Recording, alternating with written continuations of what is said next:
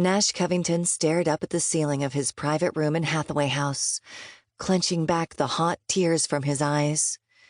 He was here, and he was in pain. But he was alive, and he was well. Sort of. He was also terrified, euphoric, and a complete mess. It hadn't been just 4 days, as he had been told. It had ended up being 11 days. He had spent 6 extra days waiting to get here, in a complete panic, afraid that everything he'd planned for, everything he'd hoped for, wouldn't come to pass.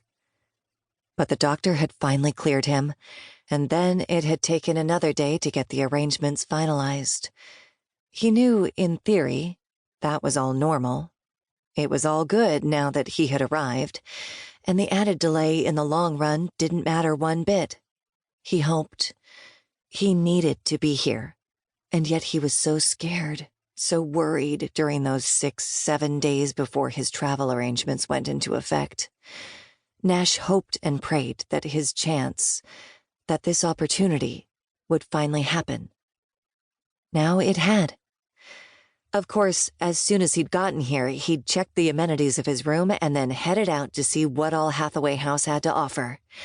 He hadn't gone far down the hallway, knowing that he had a team coming, but he had stepped wrong, and it had sent pain shooting up his spine and around his hips. He'd managed to return to his room, to lie down on the bed, his body rigid in an attempt to quell the pain. It was a constant reminder of the agony that his body was in, and that pushing his body wasn't the answer. Just then came a knock on the open door, and a man stepped in. His smile fell away, and immediately he came closer. "Are you all right?" Nash nodded slowly, breathing deeply through his nose. "I will be," he said. "Is this from the trip?"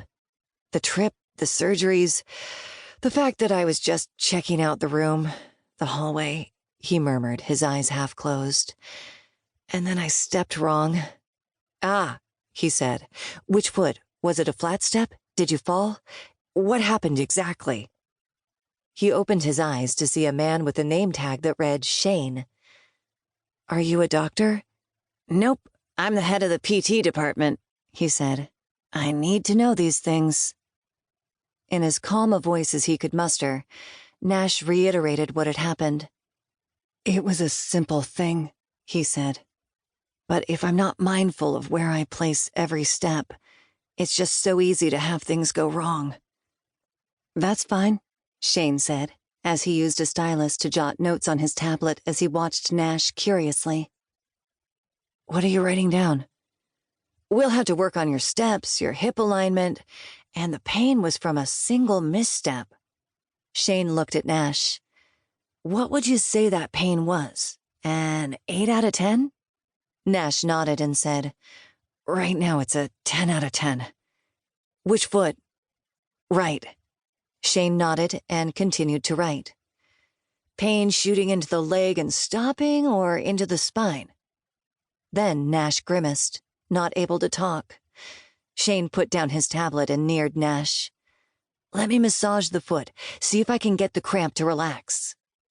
Nash held up a hand to stop Shane, gasping, trying to talk. Eventually he uttered one word. "No."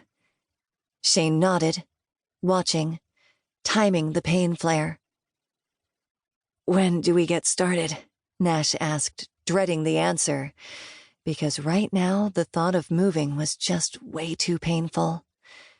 Shane smiled and said, "Not for a couple days. Not until you have fully recovered from your travels. Then we have a bunch of testing to do, too, gauge where you are starting from now. I want to do a full workup to see just where the problems are, how we can help you the best." "That sounds good," Nash gasped out. "Do you need something for pain right now?" He shook his head slowly. "Normally, something like this will pass within a few minutes. This time it's taking longer," he admitted. "But I just think it's the fact that I'm still stressed from the trip." "Okay," Shane said as he pointed to the button at the side of his bed. "If you need anything," he murmured,